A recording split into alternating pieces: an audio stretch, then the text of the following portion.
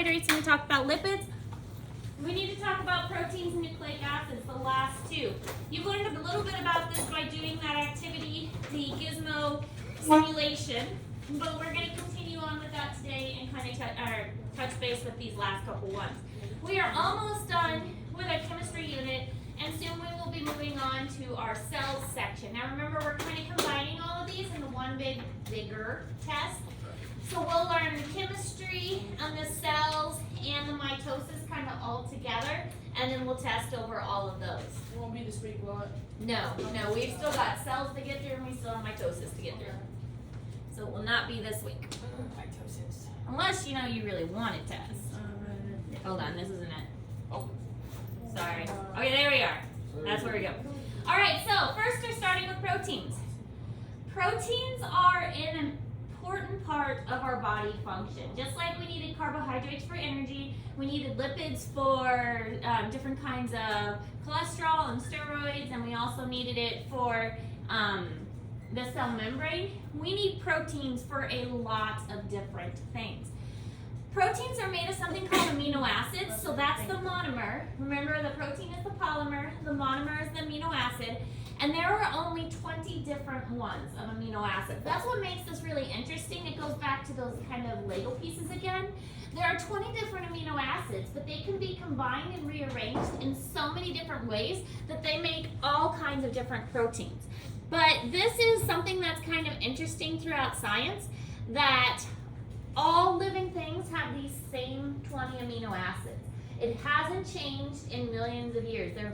These 20 have been there for a long time. It's considered highly conservative, and so it's just those same 20 just keep getting rearranged in lots of different ways. So they are going to form peptide bonds through that dehydration synthesis. We mentioned that before, the dehydration synthesis and hydrolysis. So this is removing water in order to form a bond. Now, the peptide bonds are very similar to hydrogen bonds, meaning that originally they're weak, but together they are strong. So that means sometimes they can break apart. Now, just like before, remember that this structure looks different for carbohydrate. For carbohydrate, it was a circle. For the lipids, it had a head, and then it had the long tails coming off of it. And for the amino acids, it looks kind of like a T shape for protein. Okay, so that's kind of how I remember it. Protein has a T in it, and it has kind of a T shape. So here's our carbohydrate in the center, and it makes kind of a T. Yeah, carbon. There's our carbon in the center. There's sometimes another carbon off to the side, but the central carbon has a T shape. So that's how I remember it. Protein has a T in it, and the protein shape kind of makes a T. But it's definitely not a circle, and it's definitely not a long chain. All right, so proteins are essential to our survival. They have so many different roles. They can be used for construction. They can have a role in the cell function.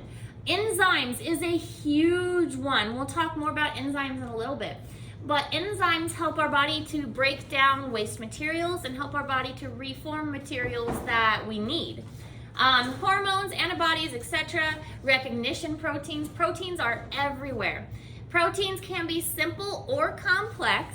It just depends on the type of protein.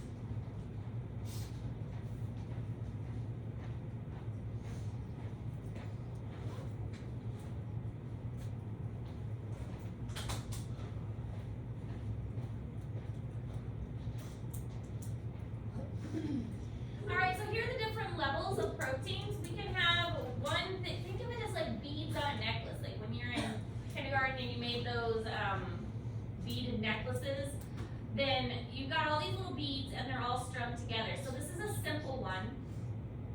Then Then the secondary level is like one of those beaded necklaces that's kind of curled up. Then you have that curled up one that's also bunched up. So you have it curled up and then it's bunched up. And then you have multiple ones together. So this is the most complicated level of protein structure. Quaternary is what it's called. Because it has not just all of the others, but it's got multiple proteins that are being combined together. So they can get quite complicated depending on what the body needs it for. Now, enzymes, these are so important to our body function. They act as a catalyst. Do you guys know what catalyst is? Yeah, so catalyst is something that causes a reaction to occur. So a catalyst is just a term that we can use for pretty much anything. If there is an animal that causes a change in nature, we can call that animal a catalyst. If there is a person that causes a change in events, we can call that person a catalyst. So a catalyst is just a term. Enzymes can act as a catalyst. They can cause things to happen. Typically, enzymes end in ASE, just like glucose and fructose and carbohydrates end in OSE. Enzymes end in ASE. So, invertase is a good example of an enzyme. Invertase is an enzyme that is in your saliva that helps to break down carbohydrates. So these are usually the more complicated proteins, and they have a here's like what it looks like. This is the simplified version, but usually it's a more complicated type of protein. Oh, I do that all the time. I'm surprised it's taken me this long to drop it. I drop it all the time and I lose it all the time.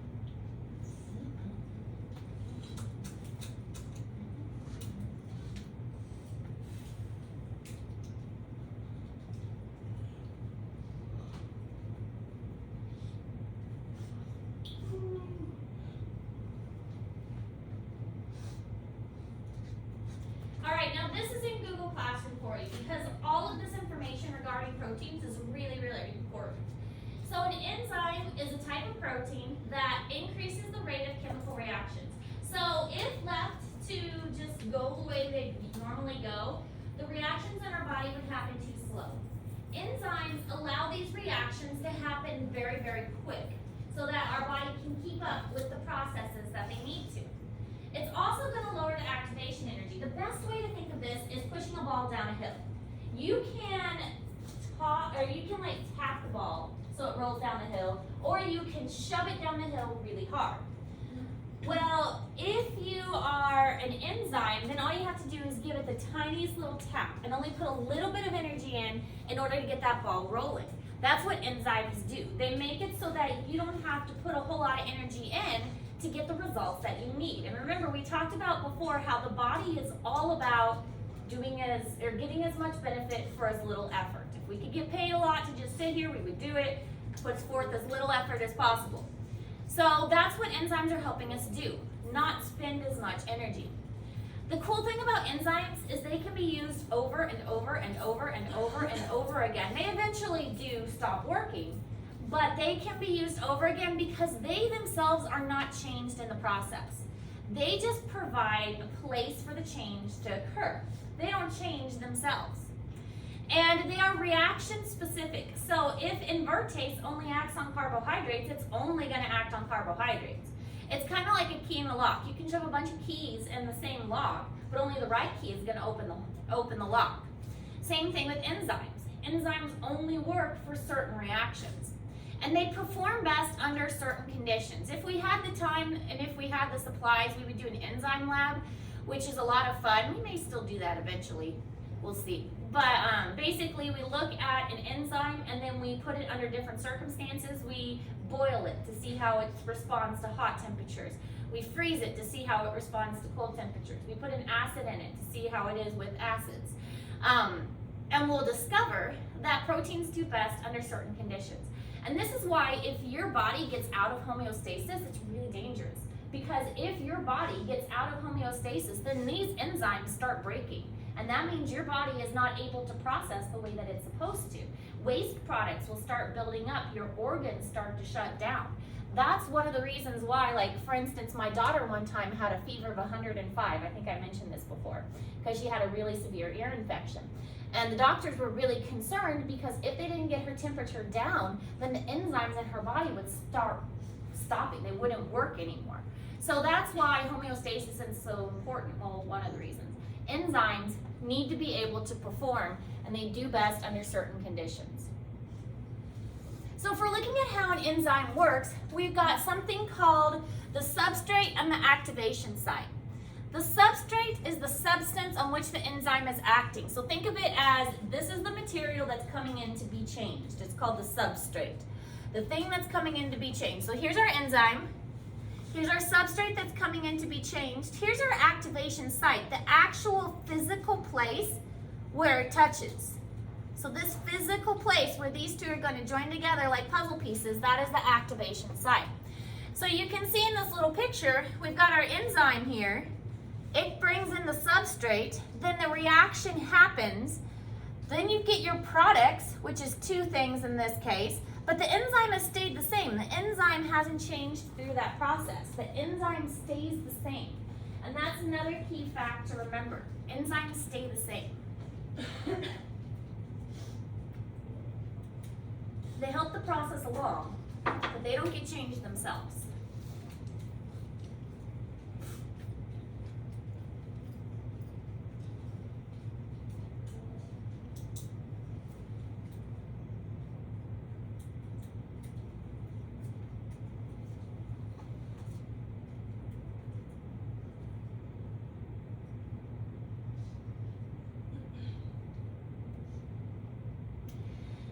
If an enzyme is experiencing an imbalance in homeostasis, it will denature. Denature means to break apart. So here we can see what's happening.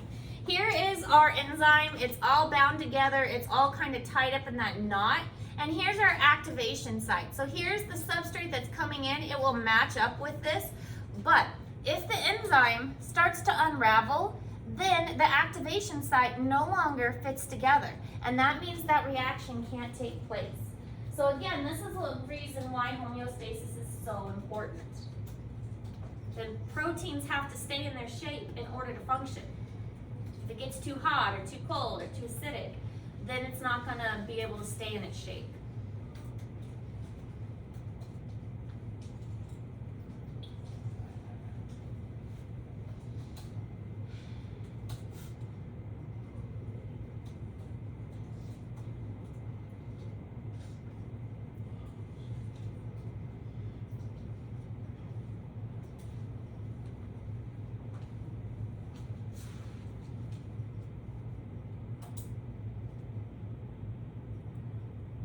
All right, any questions about proteins, enzymes, any of that? Again, this is the fast version. Okay, because next and last is nucleic acid. This one we're not going to spend quite as much time talking about because it is very important for the structure of DNA, but we're not going to get too much into DNA. We're not going to do a whole lot with genetics, even though that applies to the human body. It's not really what this class is focused on. But nucleic acids is the polymer, and the monomer is the nucleotides. A nucleotide makes up a nucleic acid. So if we were to look at a DNA strand, we know it forms kind of a ladder shape, and then it has actually 3 parts to it. Okay, so it's got a sugar and a phosphate, so it goes phosphate, sugar, phosphate, sugar, phosphate, sugar, and then we have these nitrogen bases in the center. These nitrogen bases are formed by a hydrogen bond, and so one nucleotide is this piece right here.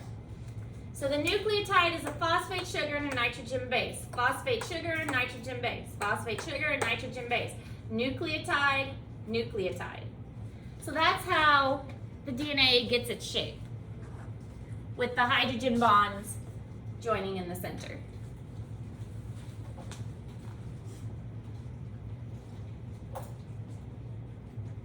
The These are the different nitrogen bases. You've probably heard of them before.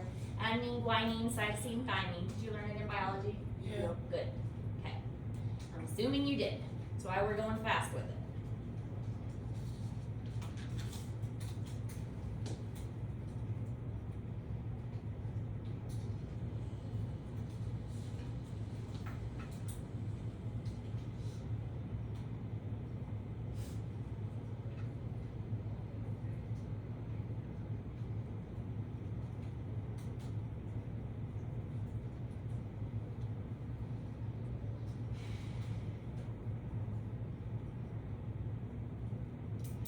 Alright, now RNA is different from DNA. RNA is single-stranded.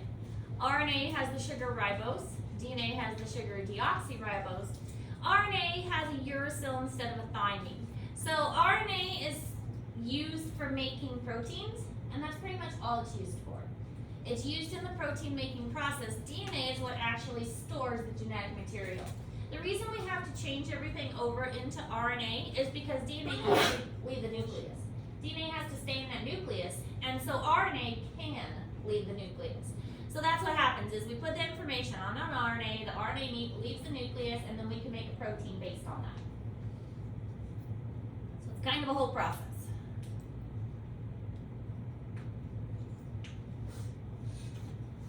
Did you guys learn how to make proteins before? Amino acid charts, transcription, translation. Some yes, some no. Okay. We're probably not going to go into it because it's not super complicated, but while it's important to the human body, it's not one of our main focuses. So.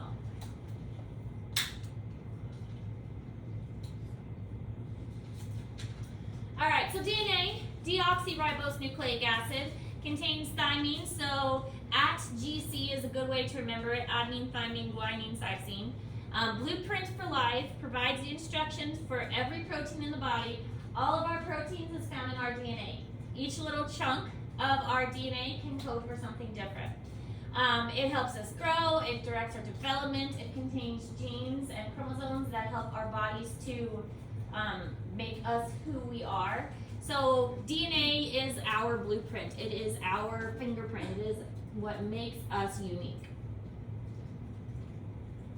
And again, it's showing that dot for the hydrogen bonds in the center. Those are important because they need to break apart. Those hydrogen bonds need to break apart in order for the DNA to make copies of itself. So having hydrogen bonds in the center that are easy to break apart and then reform also helps to give the DNA its twisted shape.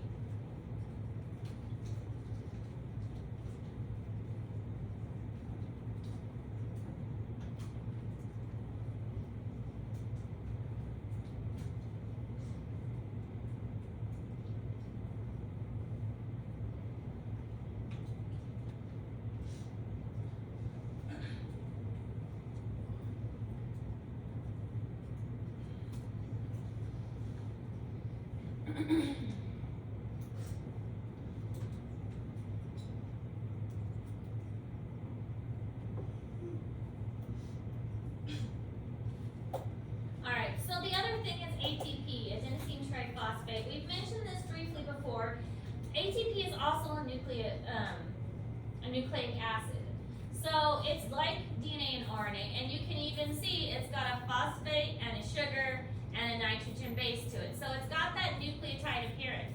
We mentioned before that with ATP, this is the energy source of our body. This is how our body gets energy. It's in the bonds. So you can see these three phosphates here, these three blue pieces. It's called a triphosphate because there are three of them. So here we have 1, 2, 3 phosphates. What happens is that this phosphate breaks off, and then we get adenosine diphosphate, and that means that energy is released, because remember, energy is released when the bond is broken. Then we put that phosphate back on, and we store some energy for later. It's like charging your cell phone. You charge your cell phone, the battery stores it. You use your cell phone, the battery lets that energy go. Same thing, you charge the phosphate by putting that phosphate on. You remove the phosphate, you use the energy up. Over and over again, that phosphate goes off, the phosphate goes back on. Goes off, goes back on.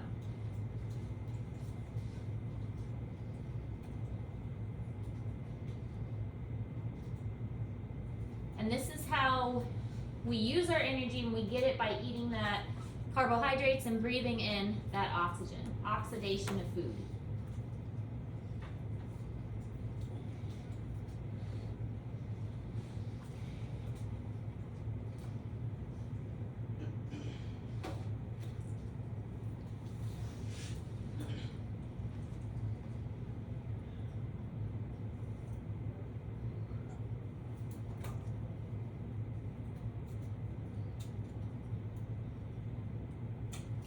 Alright, so this is in Google Classroom.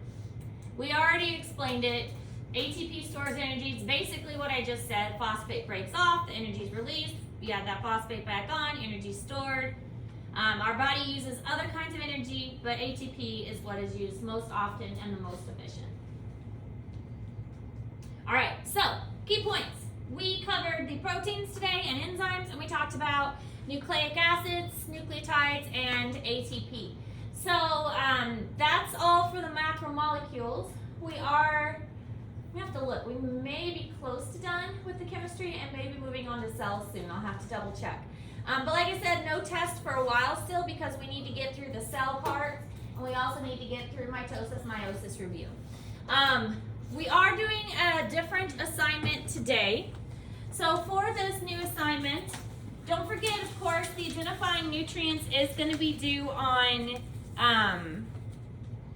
Friday, but we are going to do, it's a macromolecule puzzle. So you're going to work in groups, and you have these little puzzles, and you're going to try and put them together to make a pattern by matching them up. So this says proteins in food, so you have to match it to what you think the proteins in food is.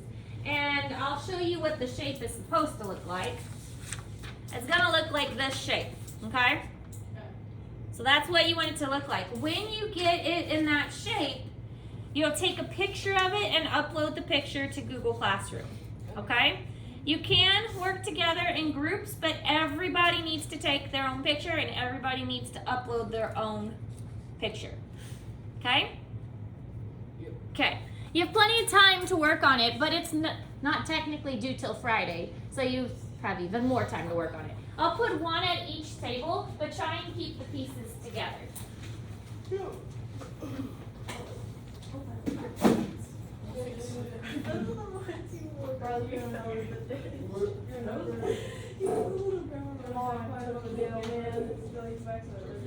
eat out on a sandwich? Yeah, on a sandwich. No.